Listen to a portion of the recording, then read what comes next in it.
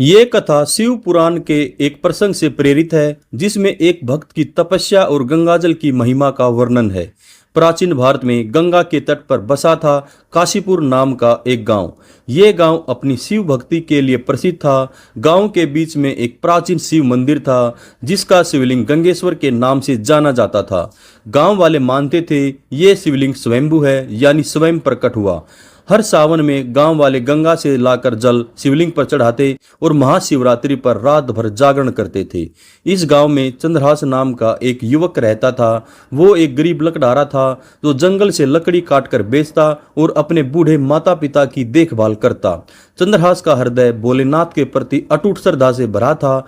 वह हर सुबह मंदिर जाता, एक बेलपत्तर और जंगल से लाए फूल शिवलिंग पर चढ़ाता और कहता, हे भोलेनाथ, मेरे परिवार को सुखी रखना और मुझे तुम्हारी भक्ति का बल देना। लेकिन एक साल सावन के महीने में काशीपुर पर भयंकर संकट आया।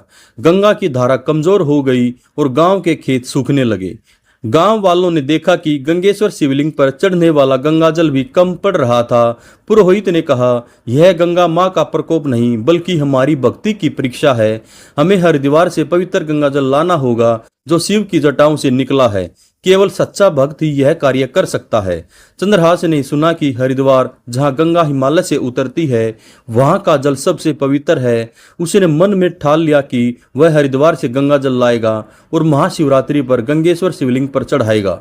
गांव वालों ने उसे मना किया, क्योंकि हरिद्वार का रास्ता सैकड़ों मील लंबा था और जंगलों, नदियों और पहाड़ों से भरा था। लेकिन चंद्रहास ने कहा, अगर भोलेनाथ मेरे साथ हैं तो कोई रास्ता मुश्किल नहीं।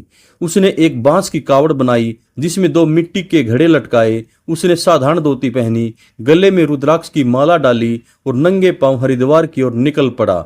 उसने संकल्प किया कि वह कावड़ को कभी जमीन पर नहीं रखेगा और हर कदम पर ओम नमः शिवाय जपेगा। पहले दिन चंद्रहास को तेज धूप और पथरीले रास्तों का सामना करना पड़ा। उसके पैरों में छाले पड़ गए, लेकिन वो नहीं रुका। रास्ते में उसे एक बूढ़ा साधु मिला, जो प्यास से तड़प रहा था। चंद्रहास के पास केवल एक लोटा पानी था, जो उसने अपनी यात्रा के लिए रखा था। उसने वो पानी साधु को दे दिया। साधु ने मुस्कुराकर कहा, तो तुम्हारी दया शिव तक पहुंचेगी। चंद्रहास ने जवाब दिया, मेरी कावड़ में गंगा माँ का जल होगा, वही मेरी प्यास बुझाएगा।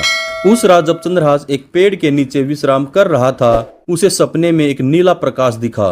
प्रकाश में भगवान शिव का त्रिशूल चमक रहा था। चंद्रहास को लगा कि वह भोलेनाथ का आशीर्वाद है।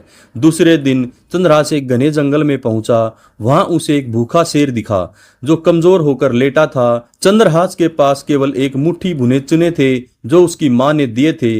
उसने वह चने शेर के सामने रख दिए। शेर ने चने खाए और चुपचाप चला गया। चंद्रहास ने सोचा, शिव हर जीव में बसते हैं, यह मेरा पहला अभिषेक है। उस दिन उसे गांव में कुछ डाकू मिले, जिन्होंने उसकी कावड़ छीनने की कोशिश की। चंद्रहास ने न डरते हुए कहा, यह कावड़ भोलेनाथ के लिए है, इसे छूने से पहले मेरी जान ले लो। उसकी नन्ही सी आवाज में ऐसी भक्ति थी कि डाकू पीछे हट गए। एक डाकू ने कहा, तुम्हारा विश्वास हमें झुका गया, जाओ, भोलेनाथ तुम्हें रास्ता दिखाएंगे। तीसरे दिन चंद्रहास हरिद्वार के हर की पौड़ी घाट पर पहुंचा। गंगा का पवित्र जल लेकर उसकी आंखें भर आई। उसने गंगा में स्नान किया और अपनी कावड़ में जल भरा। उसने गंगा माँ से प्रार्थना की, हे माँ, मेरे गांव को जीवन दो, मेरी कावड़ को शिव तक पहुंचा दो। जैसे ही उसने जल भरा, एक तेज हवा चली और गंगा का जल उफान पर आ गया। लेकिन एक अनजान साधु ने उसकी कावड़ को गिरने से बचा लिया। साधु ने कहा, चंद्रहास, तुम्हारी भक्ति शिव की जटाओं तक पहुंच चुकी है। वापसी का रास्ता और भी कठिन था। चंद्रहास भूखा प्यासा था और उसके पैरों में खून बह रहा था। फिर भी वह हर कदम पर हर हर महादेव जपता रहा। रास्ते में एक तूफान आया और उसकी कावड़ को खतरा हुआ। चंद्रहास ने कावड़ को अपनी छाती से लगाया और प्रार्थना की, हे भोलेनाथ, यह जल मेरे गांव की आखिरी उम्मीद है। तूफान शांत हो गया और एक ठंडी हवा ने चंद्रहास को राहत दी। वो महाशिवरात्रि की रात को अपने गांव के मंदिर पहुंचा। गांव वाले जागरण कर रहे थे और मंदिर ओम नमः शिवाय के जाप से गूंज रहा था। चंद्रहास ने थकान और दर्द के बावजूद कावड़ का गंगा जल गंगेश्वर शिवलिंग पर चढ़ाया।